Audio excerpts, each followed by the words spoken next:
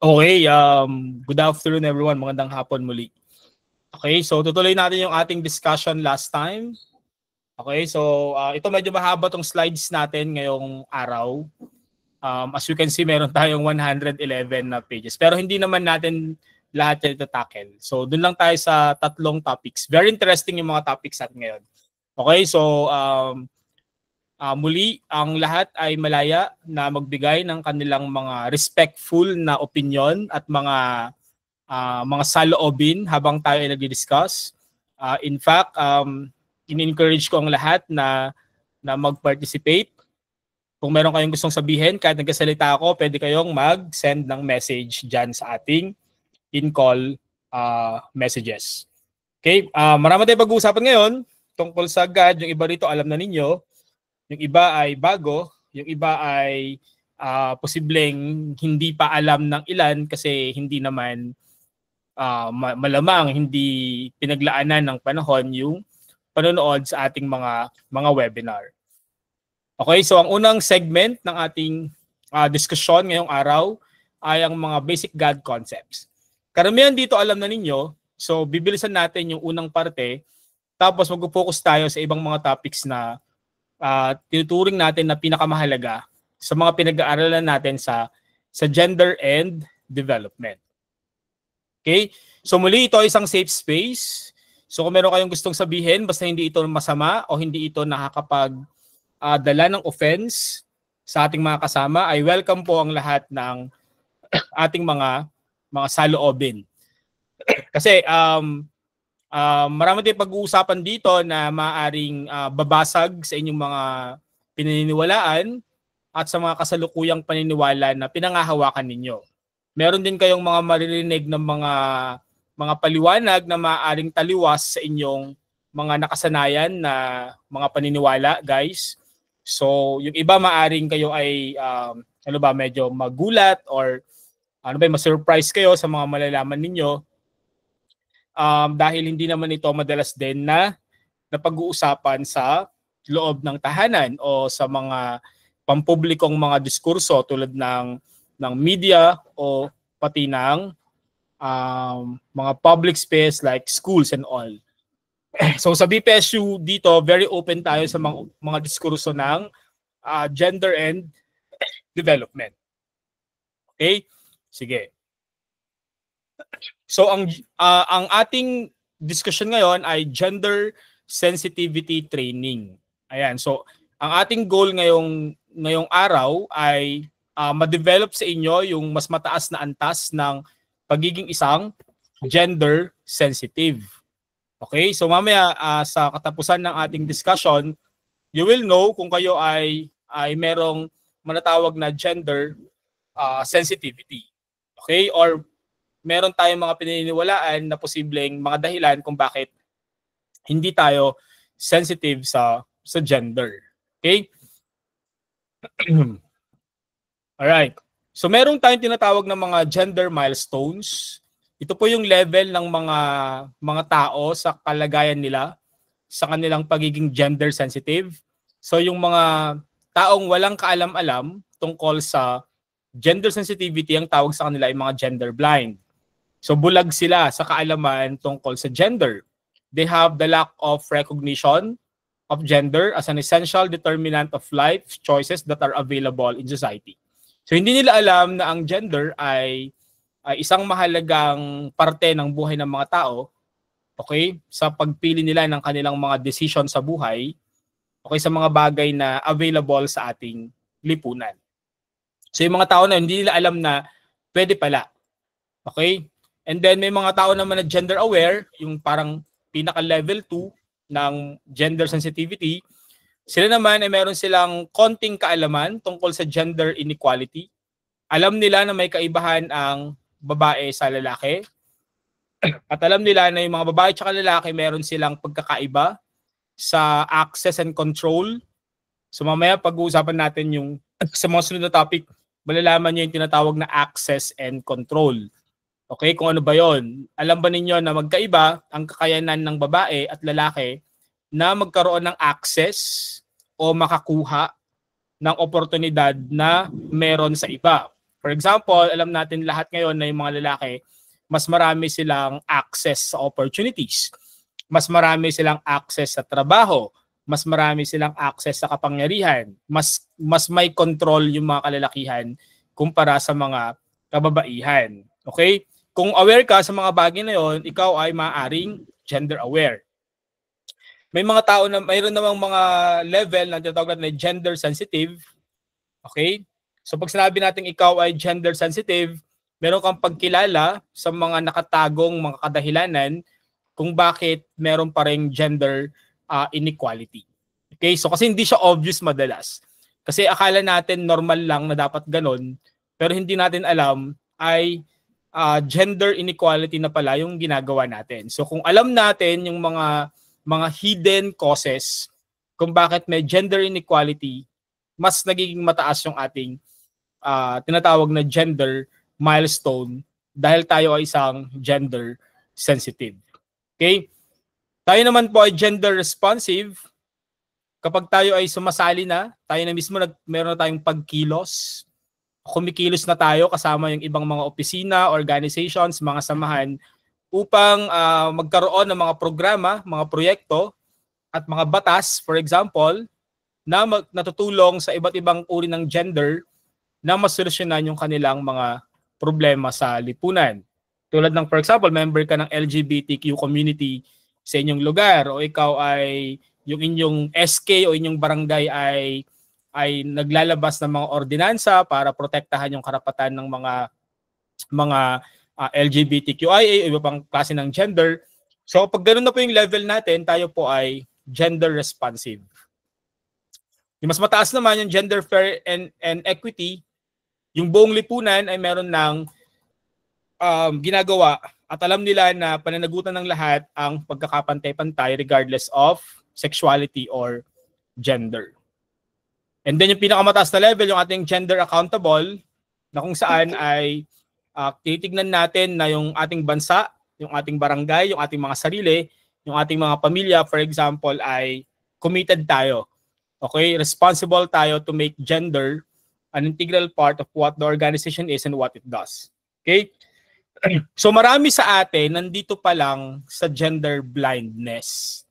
Kasi hindi katulad ng ibang problema, tulad ng problema sa basura, tulad ng problema sa kalikasan, medyo obvious yung mga dahilan kung bakit may mga problema tayo sa environment.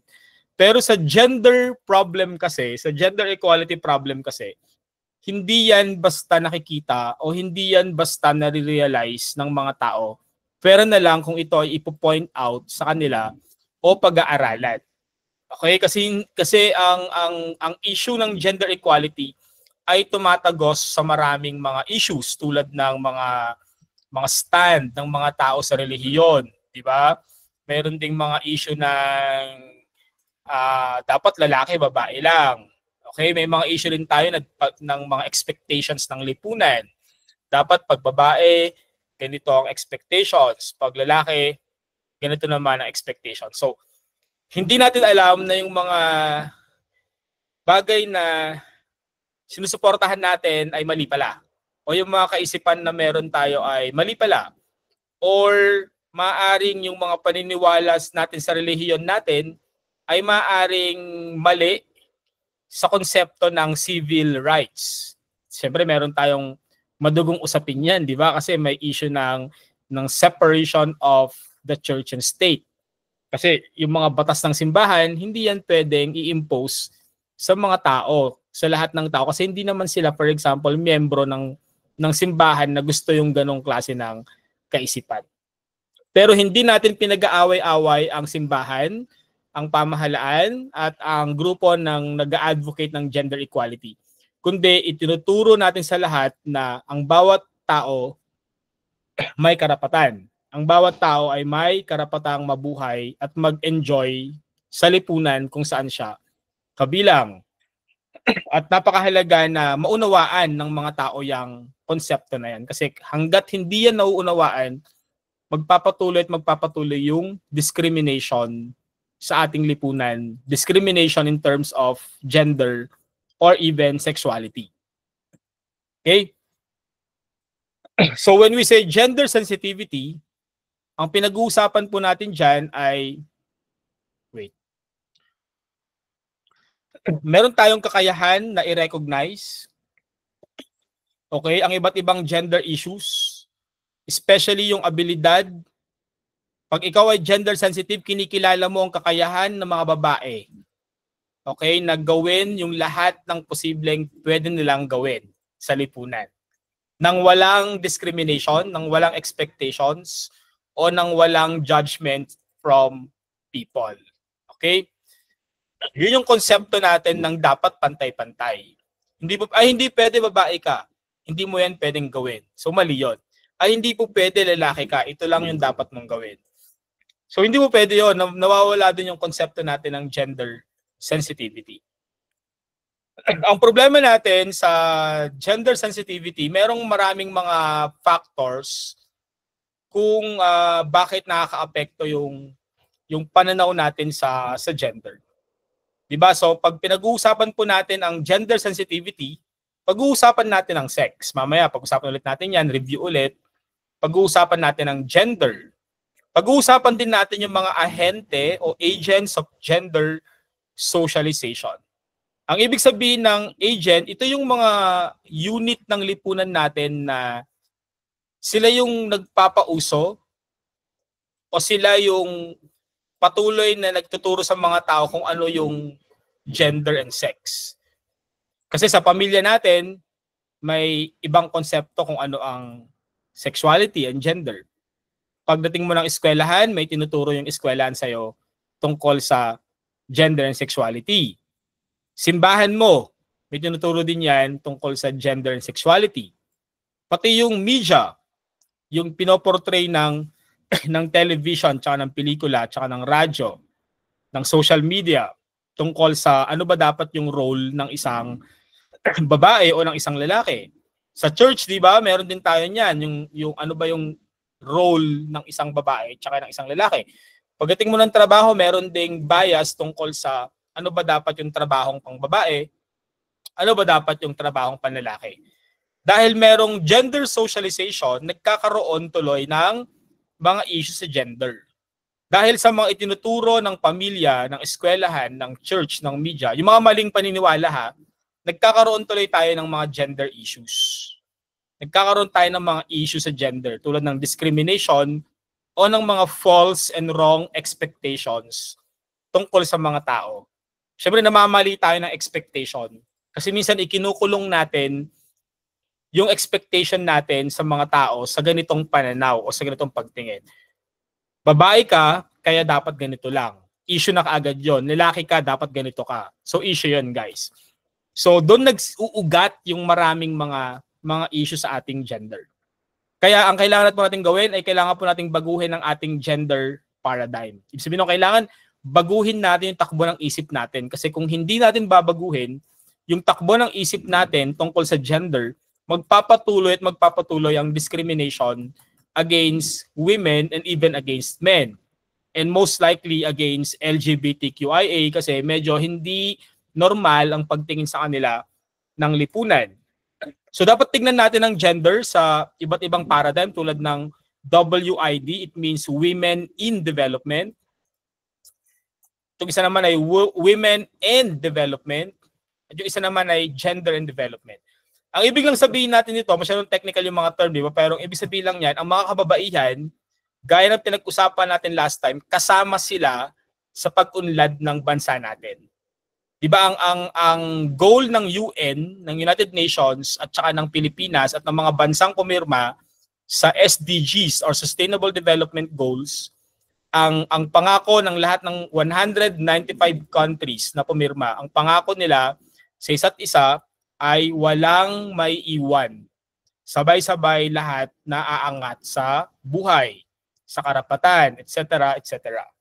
Kaya kailangan po natin magawa yon para ma-achieve natin ang tinatawag na women empowerment. Bakit nakapokus na naman, sir, sa mga babae? Gaya ng pinag-usapan natin noong nakaraan, yung mga babae talaga hanggang ngayon, sila yung dumadanas ng mas maraming discrimination. Hindi natin sinasabi na walang nararanasang discrimination ang mga kalalakihan, o ng violence sa mga kalalakihan. Pero itong mga kababaihan kasi ang mas malaki in terms of number and cases.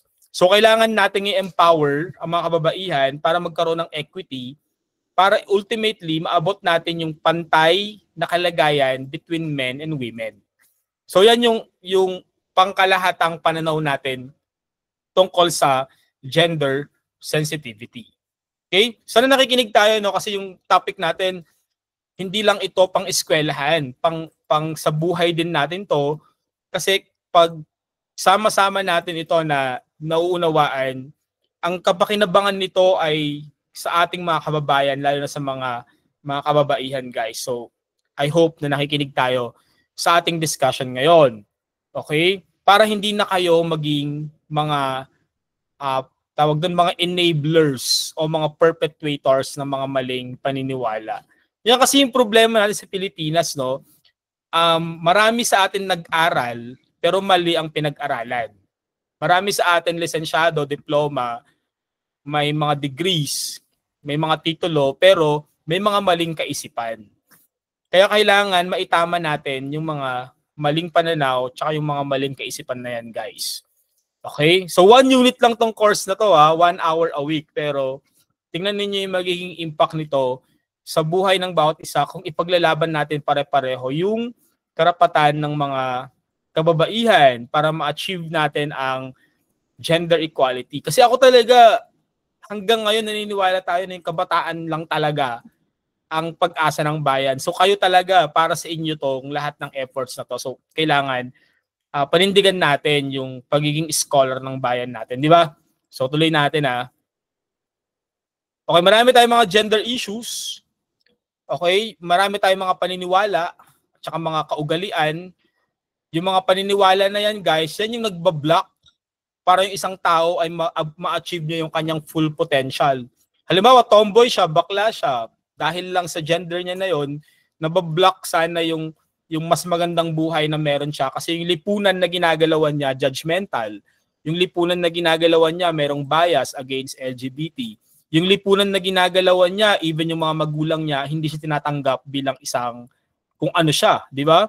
So ang daming gender issues na nagiging sagabal para maabot ng isang tao yung kanyang full potential. Ano bang goal nating lahat, di ba? Ang goal naman nating lahat, ano ba kayo ba? Ano ba yung goal niyo sa buhay? Di ba? Gusto niyo graduate ng college, gusto niyo magkaroon ng bahay, ng kotse, ng asawa, ng pamilya. Ultimately, ano ba talaga yung goal? Ba't gusto mo lahat yan? Di ba? Ang goal nating lahat ay magkaroon ng masayang buhay. To be happy, di ba? Happiness palagi ang ultimate na goal kasi yun yung pinakadulo ng lahat. Payapa at matatag na buhay, sabi nga ng ambisyon natin 2040 para sa Pilipinas. Alam niyo ba na gusto ng ating pamahalaan na ang bawat Pilipino ay magkaroon ng matatag, maginhawa at panatag na buhay sa year 2040. O ilang taon na kayo, guys, sa 2040? Okay, so yun yung mga lahat ng programang ginagawa ng ating pamahalaan na matupad ang pangarap na ang bawat pamilyang Pilipino ay merong matatag, panatag at maginhawang buhay by the year 2040. Okay? Gusto niyo yon? Siyempre lahat tayo gusto yan, guys. At kasama na dyan sa development na yan, ang gender equality. Kasi dapat walang maiiwan. Hindi po pwedeng yung straight lang yung magpo-progress. Hindi pwedeng male-female lang. Dapat lahat kasama nating pupunta doon sa matatag at maginhawang buhay ng 2040. Walang maiiwan, tsaka walang iwanan. Yun yung ating ginugol for SDGs and ambition natin 2040. So, ang daming problema ng mga babae, guys, tungkol sa kanilang gender issues, guys. Tulad na lamang ng economic marginalization. So, discriminate sila sa trabaho kasi babae sila. Yung mga babae, hindi daw sila pwedeng maging mga politiko, maging mga mayor kasi pabago-bago daw ng isip. Siyempre, sabi natin yung mga babae, ganyan talaga yung mga babae, pabago-bago ng isip. So, mali yung kaisipan na yon. Meron din ba kayong kilalang mga lalaki na pabago-bago yung isip? Meron din naman, di ba? So walang kinalaman yung pagiging babae o pagiging lalaki tungkol sa behavior mo. Okay? Hindi porke babae ka, madaldal ka na. pabago-bago na isip mo. So mali yon, mga stereotypes yon na ito, gender stereotyping yon na hindi dapat natin pinaniniwalaan. Okay? Meron din silang mga multiple burden. Yung ating mga kababaihan, mas marami silang ganap sa buhay kaysa sa mga kalalakihan, sa totoo lang. O sige, sa bahay nyo, observe nyo lang. Sino ang busy sa gawaing bahay? Di ba yung mga babae, sila ate, sila, okay kung yung family nyo, lahat nagtutulungan. Very good yon. Pero karamihan ng mga pamilya, pag gawaing bahay, nanay yan, tsaka mga ate. Okay? Basta for the girls. Okay? Di ba pag Sabado, yung mga nanay, yung mga ate, naglilinis ng bahay, naglalaba, si tatay, nangihimas ng manok, ganon, or nakatambay, nagkakape, ganon. So, kung maglilistahan tayo ng gawain, mula paggising nyo ng umaga hanggang pagtulog sa gabi, sino yung pinaka-busy sa bahay? What more kung yung nanay ay nagkatrabaho pa? So, ang dami niyang trabaho, multiple burden, guys. Diba? Swerte natin, no? Mga anak tayo, guys. Wala tayo, hindi tayo naglalaba, yung pagkain nyo, paggising nyo, papasok, meron na kayong kakainin. Nagtatrabaho yung mga nanay natin 24/7 para sa atin. At walang bayad yon, guys. Walang bayad yon. Pero sasabihin niyo, di ba, sir, role naman nila yun, nanay nga sila eh. Hindi kasi ganun yung pagtingin dapat natin. Okay? Hindi dapat titignan na parang mga maid natin yung mga nanay natin. Sir, nanay sila eh. Yun ang role nila. Yun na nga yung problema. Okay? Pwede namang hindi eh. Pwede namang magtulungan. Pwede namang pare-parehong gagawa ng mga gawaing bahay or pwedeng kahit ano. Okay? Hindi dahil nanay, hindi dahil tatay, hindi dahil babae, hindi dahil lalaki. Bukod pa doon, mas marami babae din po ang dumadanas ng violence against women. Totoo naman din, mas marami talaga mga babae ang nabubugbog o nagkakaroon ng mga violence sa mga tahanan. Okay? Pero meron din mga lalaking nagiging biktima ng violence. Nakakatawang isipin dahil yung kaisipan natin, hindi dapat nabubugbog ang lalaki. Maniwala ba kayo na merong mga asawang lalaki na nabubugbog ng asawang babae? Meron din nun, guys. At hindi lang mga babae ang posibleng maging biktima ng rape. Pwede din yung mga kalalakihan. So, hindi dapat natin inaangkla yung sexuality o gender sa mga stereotypes. Hindi dapat natin siya tinitignan ng ganon. Okay? Sabi ko nga kanina, merong SDG, particularly SDG number 4, quality education. Karapatan ng bawat mamamayan na magkaroon ng dekalidad na edukasyon at magkaroon ng pagkakapantay-pantay in terms of gender. Sabi ko kanina, di ba, walang may iwan.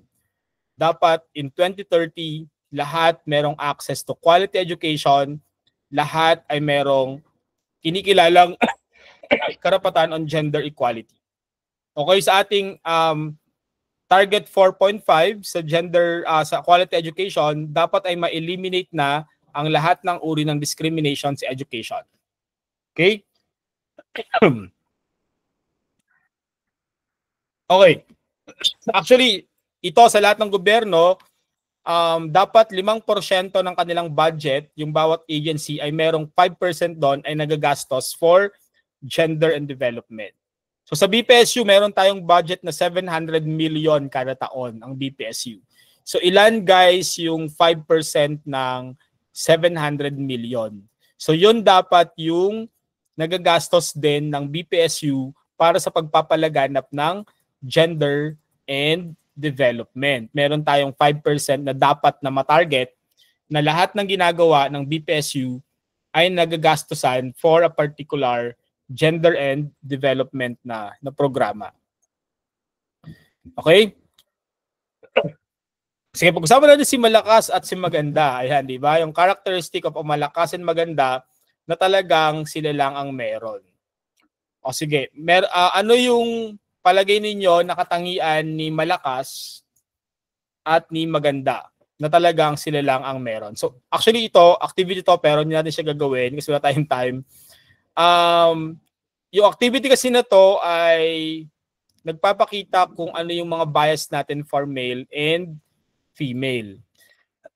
In terms of ability, ng malakas and maganda, for example, si maganda lang yung may kakayanan ng mga anak, si malakas, hindi niya yun kayang gawin. Pero syempre, pilosopo tayo na hindi naman magkakaroon ng anak kung wala naman si malakas. Okay? Pero meron din tayong mga biases sa career. Diba? Pag ano-ano mga careers yung pambabae lang tsaka panlalaki lang. Meron tayong ganung thinking eh. Pero dapat binubura na rin natin yung kaisipan na pag babae ka, dapat HRM ka. Pag lalaki ka, dapat engineering ka, dapat IT ka. May mga ganun tayong mga subtle na discrimination on gender because we stereotype certain careers to people.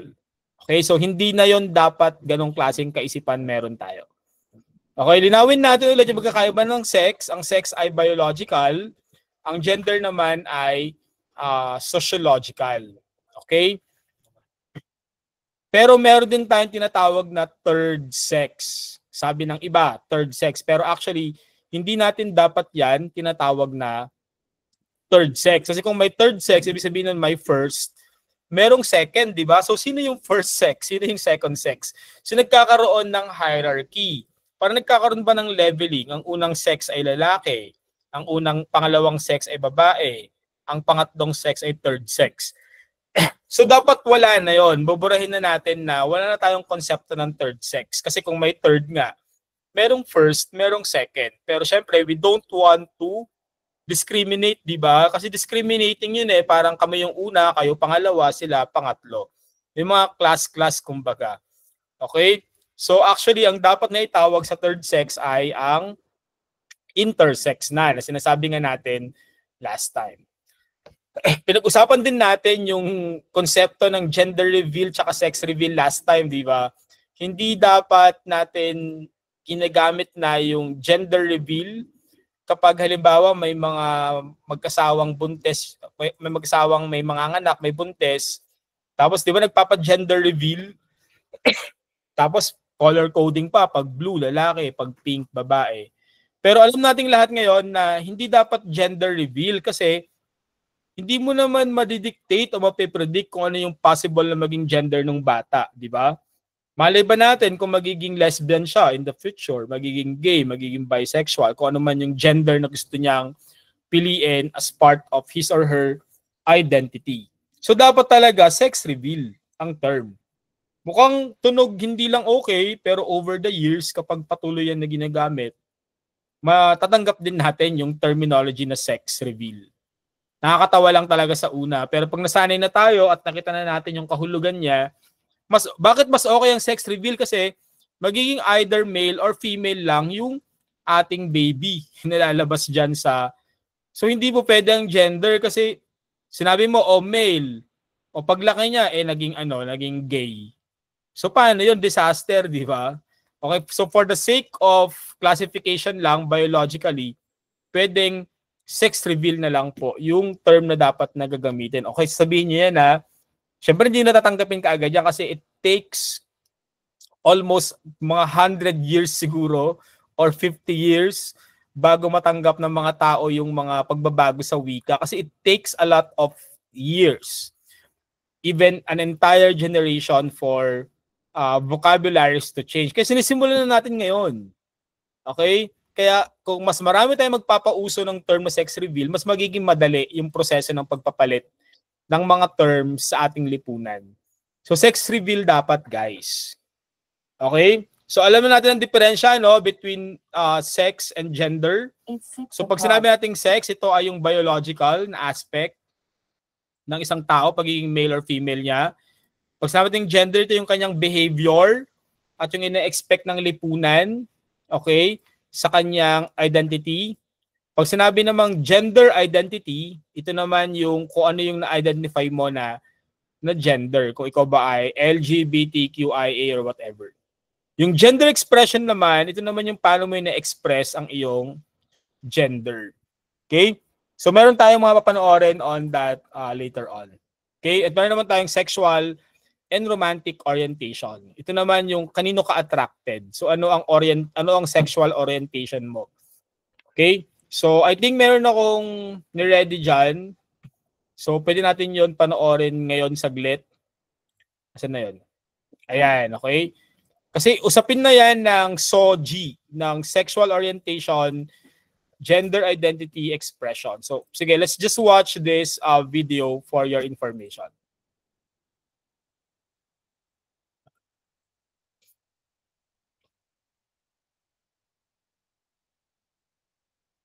Every Pride Month, we hear of many letters and terms about gender and sexuality. SOGI or SOGI-SC, LGBT, LGBTQ+, and growing up in a society where it's common for kids to be put in schools exclusively for girls or boys, we only identify two sexes, lalaki at babae, man or woman, male or female. But as our understanding of human sexuality continues to evolve, we realize that we're not just limited to this binary. The concept has always been there, we just didn't have names for them until today. As we look back at Pride Month, we're here to lay out what SOGI-SC actually is.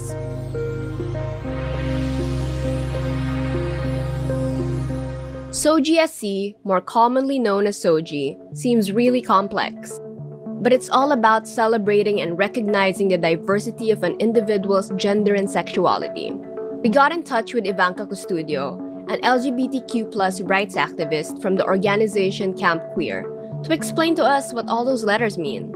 SOGI is an acronym that stands for Sexual Orientation and Gender Identity and Expression. It's often used in human rights discussions to describe yung aspects ng pagkatao ng mga tao that have to do with how they express themselves, who they love, or how they connect with other people, and how they live their truths. So everyone has their own SOGI because everyone has a way of expressing themselves in a gendered sense. Everyone has their own way of connecting with other people, and everyone needs to be able to live in a way that feels authentic to who they are. Sexual orientation describes who is one attracted to, desires, or loves. And often, yung mga labels na ginagamit to describe sexual orientation include lesbian, gay, bisexual, pansexual, and many other labels that people use to signify their own experiences. Gender identity naman describes how a person sees themselves as either a man, a woman, neither, or both. For many people, their gender identity is the same as their sex assigned at birth, or what the doctors said their sex was after they were born. Like when they say it's a boy or it's a girl. And if that's the case for you, then you are cisgender. But for many people as well, their gender identity is not the same as what their birth certificates reflect. And these people are described as transgender. So under this, nandun yung transgender men, transgender women, non-binary, and many other identities that fall under the umbrella of transgender. And gender expression is used to describe naman how one expresses themselves that is often seen as gendered. So for instance, how one dresses, acts, or speaks that are often interpreted as masculine, feminine, or androgynous. And gender expression can also refer to how one expresses their gender. Another way to articulate SOGI-SC is through the Philippine LGBT Chamber of Commerce's 4Ws. We got to talk to Angel Romero of the Chamber to show us how they explain the 4Ws. The first W is what parts you have, meaning the sexual characteristics. Second is who you are attracted to or the sexual orientation of that person. Third, which gender you are or how you identify yourself, gender identity. And last is way you are, so how you express yourself or gender expression. Our understanding of sexuality is continuously evolving. For a time, Filipinos only used the words bakla and tomboy to describe our queers. What SOGI is not about is forcing people to become LGBTIQ. It's really about bringing awareness to the fact that people should be respected and have the right to live and to thrive regardless of their SOGI. The experiences of LGBTIQ people that we hear every day, experiences of discrimination, violence, it points to the fact that while there is a level of tolerance for LGBTIQ people, we're still not equal. We're still very much vulnerable when it comes to our exercise of our rights, even just our right to live. Yeah.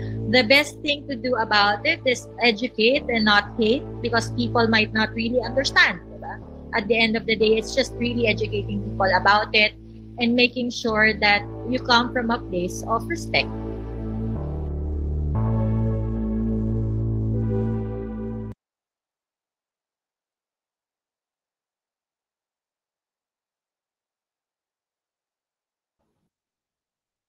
Okay, so that's a very educational video about LGBTQIA. Okay, so I can share the link to you guys in your GC. Okay, so you would understand better about that. Nakakalito lang po talaga sa una kasi sobrang daming mga terminologies. Pero ito lang naman yung bottom line, guys. Ang bottom line lang naman talaga dyan is irespeto natin yung choice ng mga tao sa kung ano yung gusto nilang maging sa buhay. For as long as hindi sila gumagawa ng krimen, hindi ka nila inaabala, hindi naman ikaw inaabuso, okay? I think ang lahat ng tao may karapatan sa kung ano yung gusto nilang pagkatao na gusto nilang i-take sa buhay nila. We should respect it and we should avoid hate, or hindi dapat natin ipilit yung mga paniniwala natin sa ibang mga tao. Okay? So when we learn about sex, napakasimple lang yan. It's just biological characteristics. Yung genes mo, gano'n, yung mga chromosomes na meron ka, yung mga organs, yung mga genitals na meron ka, yung itsura ng katawan mo, yung sex, ito ay permanente at universal sa lahat. So kahit bakla, tomboy, or whatever identity you wanna take, you have an assigned sexuality. Okay? Although mamaya, meron tayong konting controversy at the biological level, no? Talagang totoong meron po talaga. So yung mga attributes na yan, pare-pareho lang yan sa lahat. Okay? Siyempre sa sex, dyan nanggagaling yung ating biological reproduction. So pag nag-sex yung mga tao, syempre magkakaroon sila ng mga anak. That's the concept of reproduction naman. Okay? So again, when we say sex, is either male or female lang. Biological characteristics lang. So wala tayong dapat pagtalunan pa dyan. Pero sabi nga natin, tatlo na to, no? Meron tayong female, male, and intersex. Yun, nabanggit na natin yon. So pag sinabi nating sex, meron tayong primary sex characteristics for men and women. Alam na natin yan, high school pa lang tayo, yung mga parts ng reproductive system ng babae, tsaka lalaki, inaral natin. So ito yung ina-expect na meron yung isang babae tsaka yung isang lalaki. Okay? Yun yung mga parts na common to all yan. O sabihin naman iba, magbibiro, sir, parang di naman. Yung iba kasi maliit yung ano, ganyan.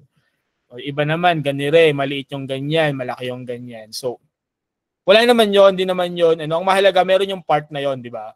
Okay. So, meron naman tayo tinatawag ng mga secondary sex characteristics. Ito naman yung mga resulta ng development ng tao physically. Sa mga babae, lumalaki yung kanilang mga breast, yung kanilang mga pelvic, balakang ay lumalaki din, hips broaden, lumalalim yung mga boses, nagkakaroon ng mga buhok under the arms, in the pelvic region, nagsisimula na mag-function yung kanilang mga ovaries para sa panganganak at nagkakaroon ng regular menstruation. Sa mga lalaki naman, mas nagiging muscular sila, some would become endomorphic, ectomorphic, mesomorphic, ano din sa ating mga PE classes, di ba? So lumalapad yung kanilang mga shoulder and chest, nagkakaroon ng Adam's apple, yung vocal cord ay lumalaki, may mga underarm, pubic hair on the face, chest, shoulders start to grow, the penis and the testes enlarge, tapos the testes begin to make sperm. So yun yung ating mga secondary sex characteristics. Ngayon naman, pag-usapin naman ng gender, iba na yan. Lumalabas na yan, lumalagpas na yan sa konsepto ng physical characteristics natin. So when we say gender, we talk about yung mga qualities, yung iba-ibang mga role, responsibility, behavior, mga kakayanan natin, even intellectual, emotional, and social characteristics. Usually, ito ay ina-assign ng ating lipunan sa atin. Tulad na lamang ng pagbabae, paglalaba, dapat babae lang yan. Pagkarpentero, lalaki lang yan. Pagluluto, babae lang yan. Pag electrician, lalaki lang yan. Pero hindi nga dapat ganon. Pero ganun yung konsepto ng gender. Na-assign natin yung mga iba't ibang mga roles ng mga tao pag usapin na ng gender. Na actually, pwede natin siyang baguhin. Kasi nga, tayo lang naman yung gumagawa niyan. Pabago-bago yan, depende sa panahon at depende sa generation.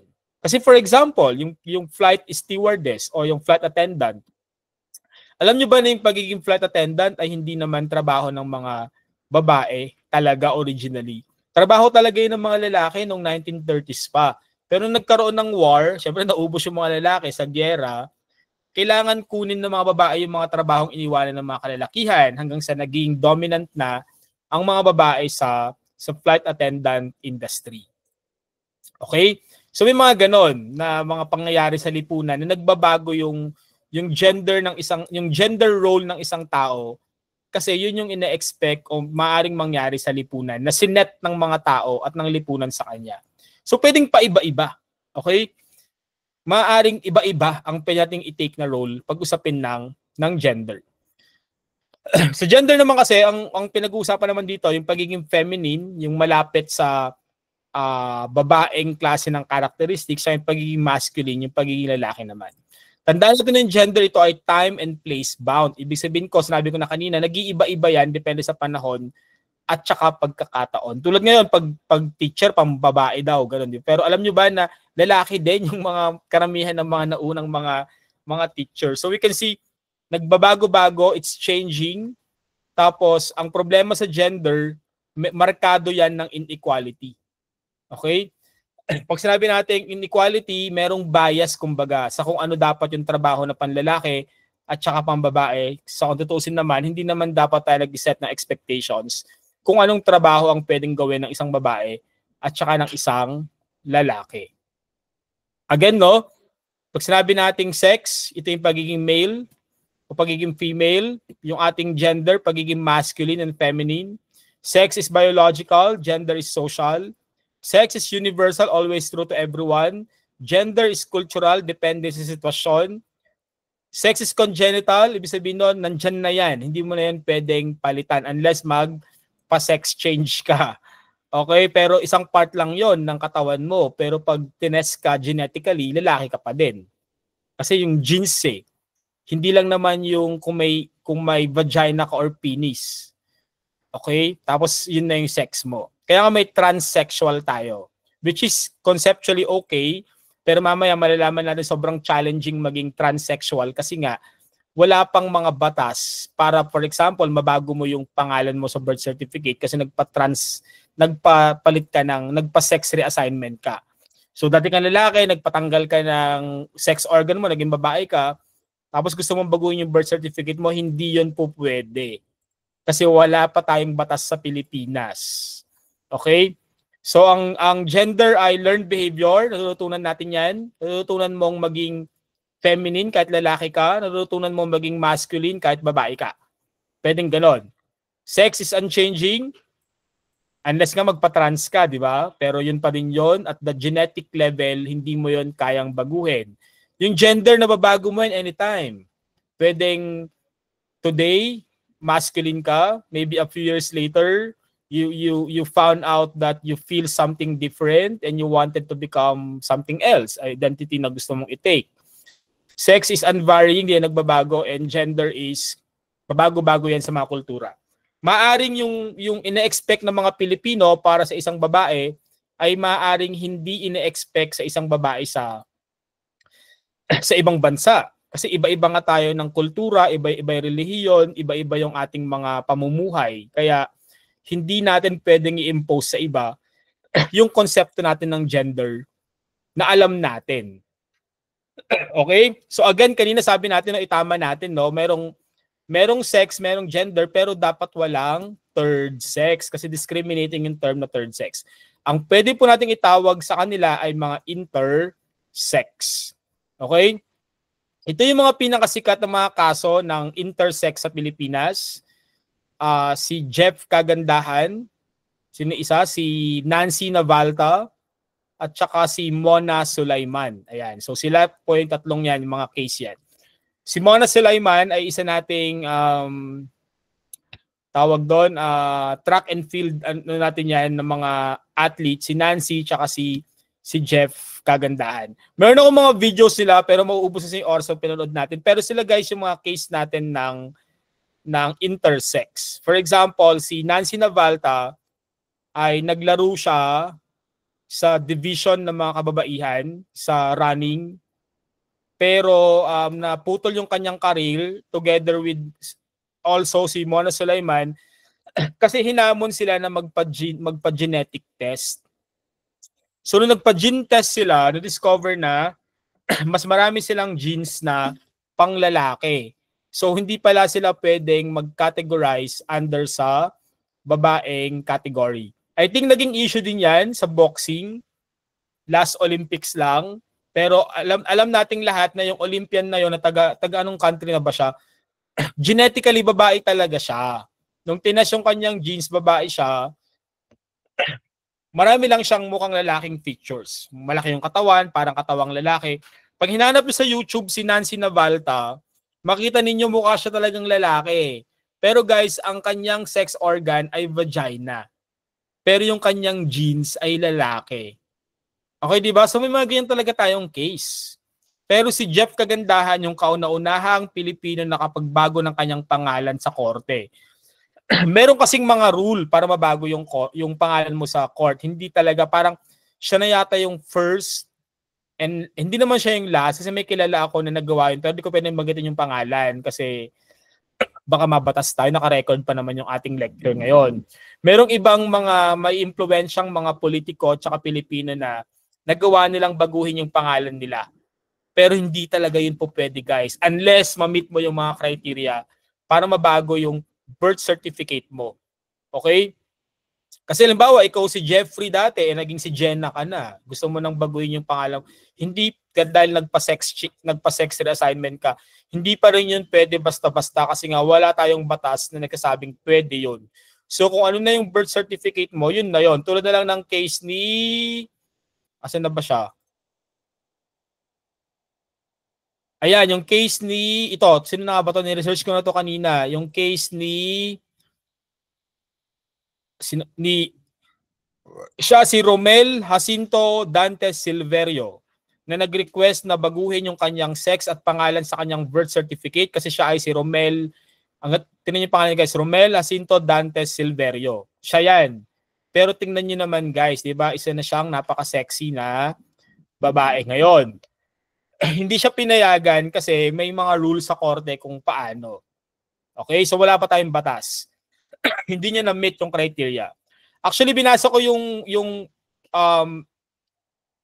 decision ng korte dyan, ito yun, kaya binabasa ko, yan, Romel Jacinto Dantes Silverio versus Republic of the Philippines, case number 174689, noong 2007 pa to guys.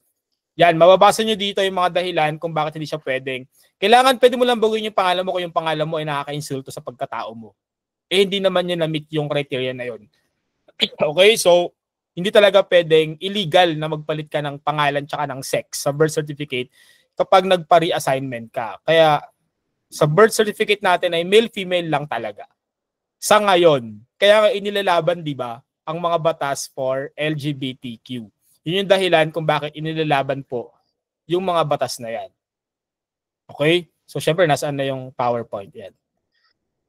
Okay, balikan na ulit natin.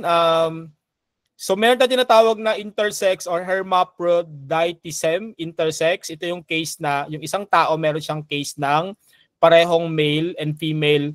Pwedeng dalawa meron, nangyari na po yan. May mga conditions na may discrepancies sa kanyang external genitalia. Pwedeng yung kanyang panlabas na organ ay penis pero yung kanyang genes ay pambabae. Pwedeng vagina naman yung meron siya, pero yung kanyang genes ay panlalaki. So, intersex, guys. Totoong merong intersex. Di natin yan pwedeng ibahin, okay? I think, pwede kayo panood sa inyo isang video ng intersex. Maiksi lang naman itong video na ito. Sige, pakita natin. Ito nga ba yun? Yes. I think meron ako nakitang video ni Jeff Kagandahan kanina. So, siguro yun na lang yung panoorin natin yung kay Jeff Kagandahan. Okay?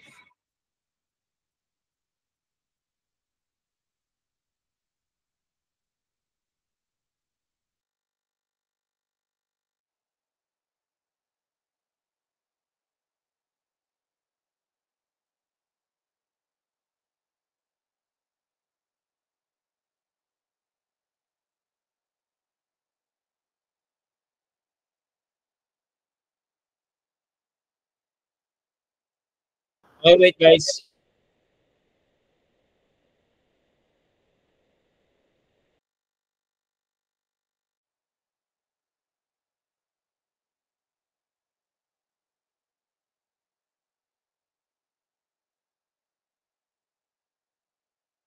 Ko na be proud because wag kang mahihiya. Wag mo ikakahiyang intersex ka. Be proud because I always believe that God did not make mistakes in creating us.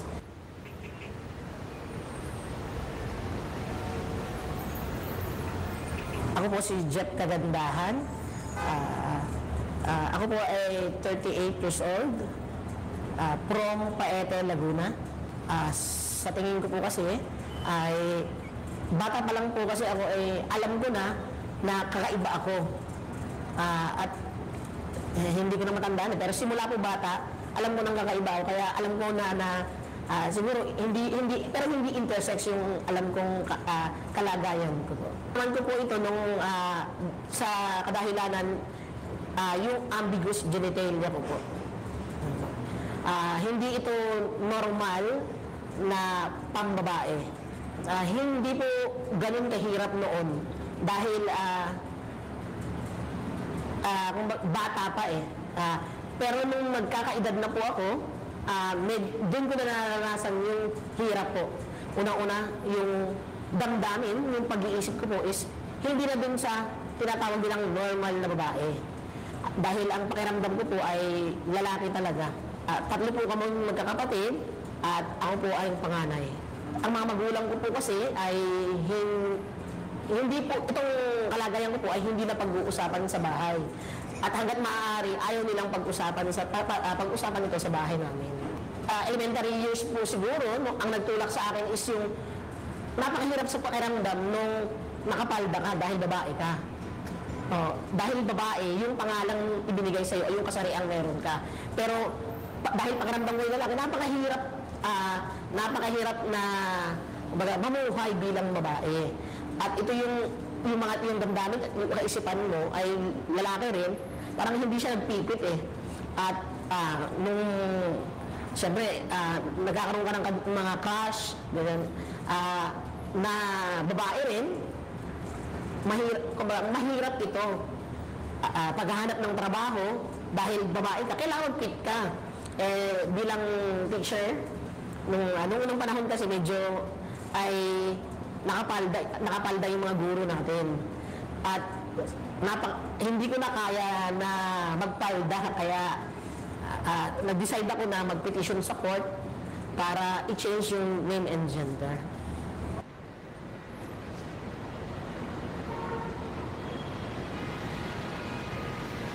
So, nanalo si Jeff Kagandahan noong December 11, 2003. Nag-file siya ng petition for correction of entry sa kanyang birth certificate sa Siniloan, Laguna. Pinabago niya yung pangalan niya sa sex, naging from female, naging male siya. Kasi yung reason niya, he developed male characteristics sa kanyang sarili. Okay? Del Monte Fruitize. Okay, medyo mahaba pa yung video pero skip na natin yon. Pwede kong i-share sa inyo yung video dyan in particular para matapos natin yung unang part ng discussion. So anong mangyayari sa'yo pag yung katawan mo ay both male and female? So ang dami mong pwedeng maranasan. Tulad na lamang ni Ricaline 5 na siya ay pinalaking lalaki pero nung nag-adolescent siya, nagsimula siya magkaroon ng breast. So sabi niya, syempre hindi naman ako pwede mag-bra, hindi ba? She shares. Alam nung mga klase ko lalaki ako. Lalapitan ako tapos pag natuwa sila, dadakmain nila yung suso ko tapos ako magrereklamo ba ako? Ang nangyari sa desisyon, ipinasok ako ng grade 1, naka-boy uniform ako, at the same time, pinahaba yung buhok ko. Yung tatay niya kasi gusto siyang maging isang babae. Yung nanay niya naman gusto siyang maging babae. So lumaki siya na tinutukso talaga siya. Sabi niya pa, yung worst experience ko, yung pumila kami sa recess. Feeling ko, babae ako. So pipila ako doon sa pila ng babae. Tapos yung classmate ko, sabi, doon yung pila ng lalaki, dito yung babae. Ang sabi ko doon sa classmate ko, babae ako. Nakasimangot siya. So yung mga ganong experiences na talagang mahirap. Nung nalaman ng teacher, ito yung chismosang teacher, kumalat sa buong school na, yun na nga, di ba ikaw yung may dalawang kasarian? Pati yung kumadrona, talagang chinika din sa buong barangay namin. At may isang mga asar sa akin, sa tuwing makikita niya ako lagi siyang dangdong. Ayoko nga malaman ng iba kasi ayokong ma-judge. Ma-judge nga, sinisigaw pa. Yun number 1 talaga sabihin nila, lesbiana ka, homosexual ka. Pero alam mo sa loob mo na intersex ka in between. Alam mo yung sarili mo. Akala lagi lesbian. Hindi ko rin ma-define sarili ko na lesbian. Okay? Kasi sa sarili kong pagkakaunawa o pagkakaintindi, bago mo matawag yung sarili mong lesbian, kailangan ikaw ay biologically healthy na babae. Hindi naman ako pinanganak na ganoon. So, yun yung mga pinagdaanan guys ng mga intersex nating mga kababayan. So ang ruling, again, wala pa ring batas sa Pilipinas na nagsasabing pwede mong baguhin yung entry sa birth certificate mo na ikaw ay magiging female from male or vice versa. Hindi rin pwedeng gawing basihan yung sex alteration o sex reassignment to change your sexuality. So yung pangalan mo sa birth certificate, hindi mo yon pwedeng galawin. As is na yon. That's not right. Pero kasi wala pa tayong batas, kailangan natin ng mga congressman tsaka mga senators na kailangan magsulong yang batas na yan. Yun na nga, pinag-uusapan pa rin natin yung gender stereotype. Tayo ngayon sa Pilipinas, meron pa rin tayong tendency or attitude to ascribe particular traits. Na dapat pag babae ka, pag lalaki ka, ganito yung gagawin mo. So meron tayong fixation, no? Hindi open yung utak ng iba pagdating sa role ng mga babae tsaka lalaki. In fact, pag sinabi natin, pag babae, dapat submissive. Pag lalaki, dapat dominating. Pag babae, dapat modest, dapat mahinhin. Pag lalaki, okay lang, nagalaw-gaw, kasi lalaki naman. Yung mga babae daw, mapag-alaga. Di ba kayo yan? Girlfriend, mapag-alaga. Pag lalaki naman, hindi naman ganun masyado. So meron tayo kasing ginaganyan, pinipilit natin na pag babae, ganito yung katangian, pag lalaki gano'n. Dapat wala na yon kasi hindi nga dapat tayo nagsiset ng expectations sa mga tao just because they are female or they are male. So itatama na natin ha, hindi dapat gender reveal, dapat ito ay sex reveal. Ayan, nag-post pa nga po dyan si Isa Calzado na hindi dapat ginagamit ang gender reveal kasi ang gender is an expression and we cannot reveal it. Hindi mo yan pwedeng ma-reveal. Ang makakapag-reveal lang yan, yung mismong magiging anak o yung bata mismo, paglaki niya. Diba? Ito nga yung sumikat na post ni Isa Calzado sa social media. Sorry, it's sex reveal. Gender is an expression and we cannot reveal it. In today's politically correct world, I can only reveal the sex as gender is a social and cultural construct. I would choose to highlight a baby's good health as that is my fervent wish and prayer for our child above anything else. Yung sex, yun na yon. Pero yung gender, hindi yan pwedeng desisyonan ng mga magulang para sa kanilang mga anak. Okay, hindi pwedeng pala desisyon si mommy. Okay? Ayan. So, ano pa? So, wala na tayong time, no? So, bukas, next week, pero I think itutuloy namin tong lecture na to sa ibang mga section. Okay, ito naman yung next na topic na pag-uusapan. Marami pa tayong mga pag-uusapan guys. Very exciting and some of them are actually very emotional discussions. So next discussion, pag-uusapan natin yung iba't ibang gender role, socialization, and yung mga grupo ng lipunan natin na nagpapatuloy na mapalaganap yung mga maling paniniwala at kaisipan tungkol sa gender or mga gender biases. Alright? So we will do that next meeting. So, sabi ng computer, it's already 6:30. So maraming salamat guys and thank you sa pag-attend sa ating klase. Next week, kumattend kayo kasi mas maganda yung ating topic, lalo kasi pag-uusapan natin si nanay at saka si tatay, tsaka yung pamilya natin. Marami tayong matututunan doon sa discussion na yan. So I hope to see you again next week. Punta lang po kayo sa Google Classroom for your attendance. Huwag kakalimutan, hanggang 7 p.m. lang nakabukas yung ating attendance. So nasaan man kayo guys, mag-ingat at palagi natin tatandaan ang ating laging closing statement.